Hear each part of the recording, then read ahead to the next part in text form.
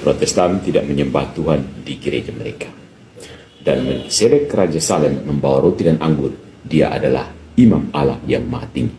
Kejadian bab 14 ayat 18. Salve saudara-saudari, mari kita bahas pernyataan kontroversial ini. Protestan tidak menyembah Tuhan di gereja mereka.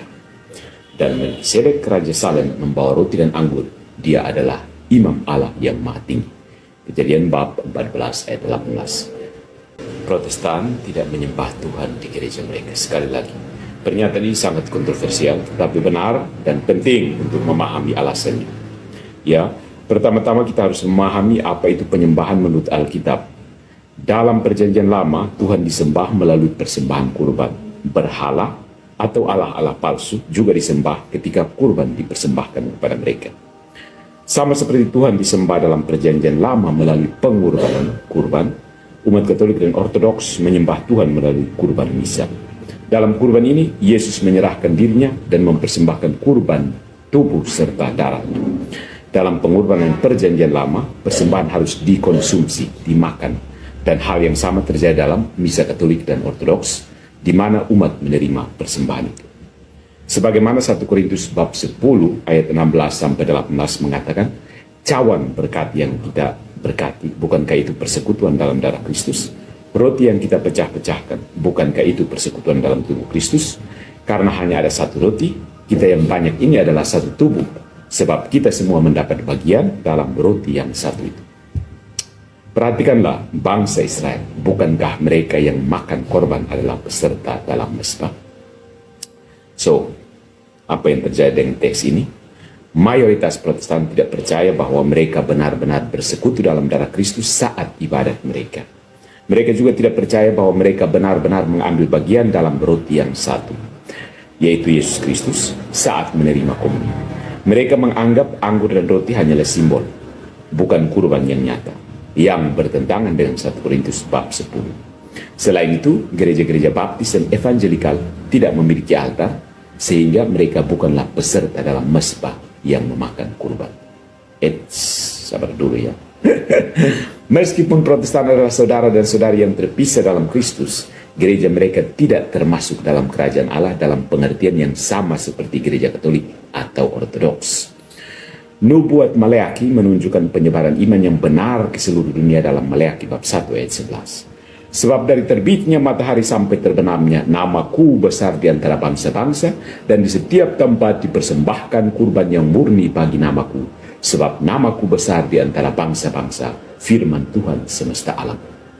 Nubuat ini menjadi kenyataan dengan penyebaran global iman Kristen, karena selama lebih dari 1500 tahun, semua umat Kristen mempersembahkan kurban sempurna, yaitu Yesus Kristus dalam misa di seluruh dunia. Hal ini masih berlangsung di paroki Katolik dan Ortodoks sampai detik ini. Ketika Yesus bertemu dengan perempuan Samaria dalam Yohanes bab 4, dia mengakui bahwa penyembahan terjadi di lokasi tertentu. Orang Samaria percaya penyembahan dilakukan di Gunung Gerizim, sementara orang Yahudi percaya bahwa penyembahan harus dilakukan di Bait Suci di Yerusalem. Yesus berkata kepadanya, "Percayalah kepadaku, saatnya akan datang bahwa kamu akan menyembah Bapa bukan di gunung ini dan juga bukan di Yerusalem." Yohanes bab 4 ayat 21. Penyembahan tidak terjadi di sinagoga yang hanya merupakan tempat doa, pujian, dan pembacaan kitab suci. Demikian pula, ibadat Protestan lebih mirip dengan sinagoga karena terdiri dari doa bersama, pujian, pembacaan kitab suci, dan khotbah. Mirip dengan homili dalam gereja Katolik atau Ortodoks. Nah, saudara-saudaraku yang terpisah maupun yang tidak terpisah, sebagaimana yang dijelaskan oleh Joel Hesmeyer dalam Catholic Answers, penyembahan tidak terpisahkan dari konsep pengorbanan. Everett Ferguson, seorang sarjana Protestan, dalam bukunya The Early Church at Work and Worship, menunjukkan bahwa pengorbanan adalah bahasa universal penyembahan di dunia kuno.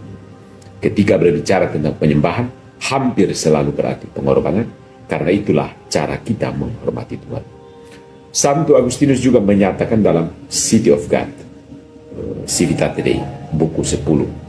Tanpa mengesampingkan bentuk layanan keagamaan lainnya yang digunakan untuk menyembah Tuhan, tidak seorang pun yang berani mengatakan bahwa kurban hanya boleh diberikan kepada Tuhan saja. Nah, dalam sinagoga Yahudi, pengorbanan tidak bisa dilakukan di sana. Itu hanya bisa dilakukan di Bait Suci di Yerusalem atau bagi orang Samaria di Gunung Gerizim. Dalam Perjanjian Baru disebutkan bahwa tubuh kita menjadi bait Roh Kudus dan kita dapat mempersembahkan korban kepada Tuhan. Bagaimana caranya? Melalui perbuatan baik. Ibrani bab 13 ayat 15-16 mengatakan, sebab itu marilah kita oleh Dia senantiasa mempersembahkan kurban syukur kepada Allah, yaitu ucapan bibir yang memuliakan namanya. Dan janganlah kamu lupa berbuat baik dan memberi bantuan, sebab korban-korban yang demikianlah yang berkenan kepada Allah. Dengan demikian, pengorbanan juga dapat dilakukan secara pribadi di seluruh dunia. Tubuh Kristen harus menjadi korban yang hidup. Tubuh orang Kristen harus menjadi korban yang hidup. Setuju? Karena itu, Protestan mengklaim bahwa mereka menyembah Tuhan dalam ibadat mereka karena mereka mempersembahkan korban pujian dan menjadikan tubuh mereka korban hidup melalui perbuatan baik. Namun, yang mereka abaikan adalah bahwa Alkitab juga menjanjikan penyembahan dan pengorbanan yang bersifat kolektif. Maleakhi bab 1 ayat 11 tidak berbicara tentang pengorbanan individu. Yang terjadi dalam ibadat Protestan lebih kepada banyaknya pengorbanan individu, karena meskipun mereka bernyanyi bersama, mereka hanya menjadi bait secara individu dan bukan sebagai kurban yang murni. Dalam Perjanjian Lama, pengorbanan individu memang ada, tapi itu tidak pernah menggantikan penyembahan dan pengorbanan kolektif di Bait Suci. Para pengikut Kristus awal memahami hal ini dengan cara Katolik, saudara-saudariku. Didache, salah satu dokumen tertua setelah kenaikan Yesus, yang ditulis pada abad pertama, mengatakan bahwa pada hari Minggu umat harus berkumpul, memecahkan roti dan mengadakan ekaristi setelah mengakui dosa mereka, agar persembahan mereka murni. Mereka ini mengacu pada Maleakhi bab 1 ayat 11. Santo Justinus Martir menulis pada tahun 1150 Masehi, sekitar 50 tahun setelah wafatnya Santo Yohanes. Ini menunjukkan bagaimana Tuhan telah mengantisipasi semua pengorbanan yang kita persembahkan dalam nama ini, yang oleh Yesus Kristus diperintahkan untuk kita persembahkan. Aku makan dalam ekaristi, roti dan anggur yang dipersembahkan oleh umat Kristen di seluruh dunia.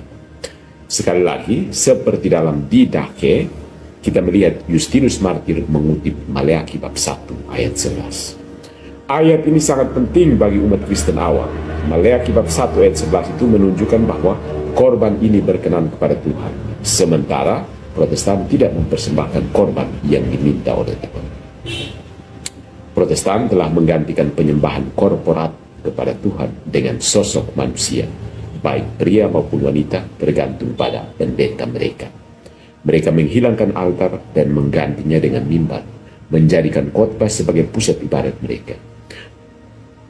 Mereka menggantikan penyembahan dengan pengajaran.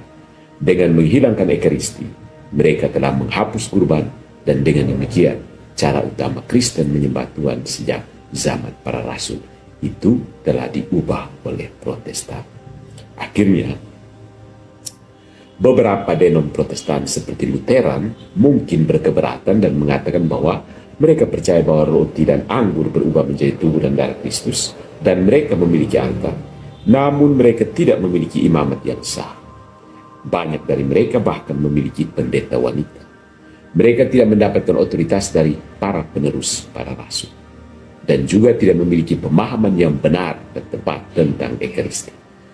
Untuk menyembah Tuhan sepenuhnya seperti yang diinginkan oleh Tuhan sendiri, seseorang harus meninggalkan Protestantisme. Setuju? Belum juga? Oke, silahkan protes.